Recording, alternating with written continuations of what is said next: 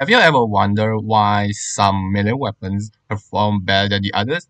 You know that when you talk about melee weapons, usually just speaking of using melee weapons. Unlike for guns, you need to classify it as either a shotgun, rifle, beam weapon, etc. etc. Yet for melee weapons, even though many of them look the same, you can tell that some of them just perform better than the others. So what makes these kind of differences here? This video, I will show you my experience and my perspective on how I feel about this scenario.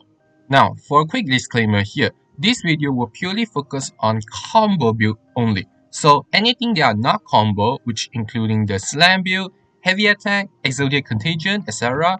are not included in this video. Also, in this video, all the testing you see here will be using Clover, as Clover will help me able to overcome certain scenario in case I needed to.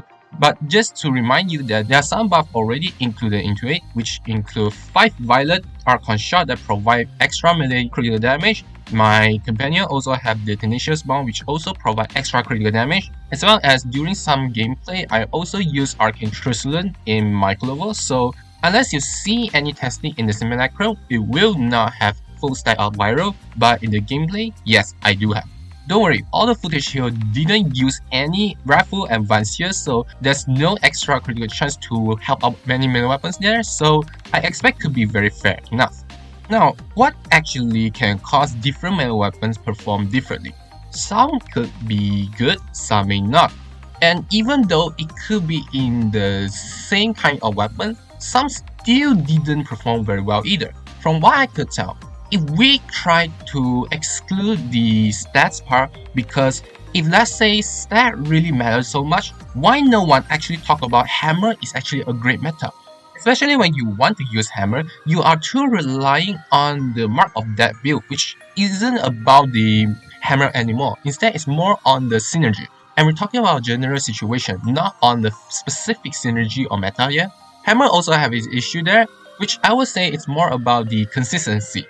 You see, when you play a combo build, in most scenarios, you want to deal damage consistently. In other words, you want to have a general DPS time to time, not in a single burst. Because if let's say you're using a gun, you can know that certain weapons are more on the burst side or on the continuous damage side. But for melee weapon, almost all melee weapons that use combo will be more on the continuous damage side, which is why you can see that we're relying on the combo so much, and we didn't even want to let the combo drop at any cost, because we need those high combo counter there to maintain our high damage. Which I would say that in most of the melee weapon build, especially for me, I would want my melee weapon to be dealing continuous damage instead of a burst damage like Hammer did.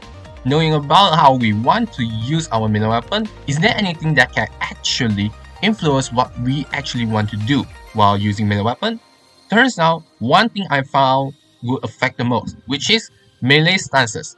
Some people might say that melee stances will just trying to increase the maximum mod capacity, but I would say that different stances can affect the melee weapons so much.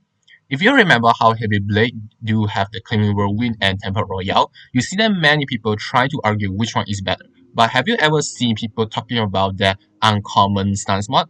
Not at all. It's not about the polarity problem. Instead, people who did use that mod will realize that it didn't have the good uses compared to the two rare mods. And this is what I could tell that stance can actually affect your gameplay a lot. The first thing here being, how well can you execute each combo well?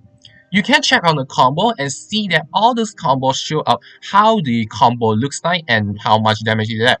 But only when you try to play it out, no matter it's testing in the simulacrum or in the real mission, you realize that certain combos have a very finicky movement. Even when sometimes you can see that for the block melee or the block forward melee might seem to have much higher numbers there, yet only when you play it out, you will realize that the movement can be very weird, that you will have problem hitting enemies. At least for myself, I only use it when I know that they're really easy to use. So you can tell that if any of the stances provide a very hard movement, it's very hard for people who want to use that, no matter how high the number you can come up with. However, it's not just only about the movement from the stances. Another key factor that could affect using different kind of stances is whether did they have any force proc on the combo. Because if you take a closer look, a lot of the good melee weapon stances actually got the force proc on it, no matter it's the highly used slash or maybe the underrated impact and puncture. Very little case you can see other elements. Though even with that, it can still provide a very big difference here.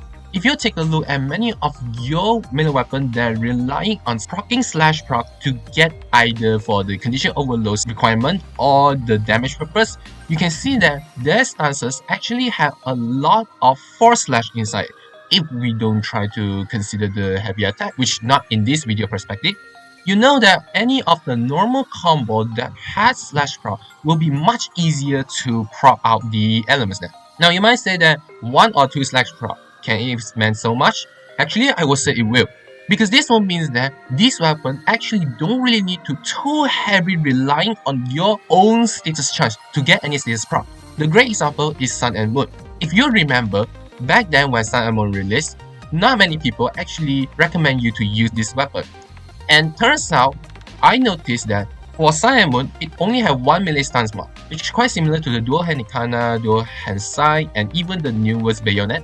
But the issue isn't just only about limited melee stances. The problem here is that Sun and Moon melee stance can't even force proc a single element. This alone shows that Sun and Moon, if want to play condition overload, either you need a primer or you need to heavily invest into your status chance. Only then you can make sure that your Sun and Moon can also proc out this slash proc. Otherwise, for other weapons, their status chance is not the first priority they want to use, as their melee stances can already force proc element, which I would say that this alone can affect it very much. Unless you're playing for the melee influence, but like I said, it's not the general case, it's more like a niche.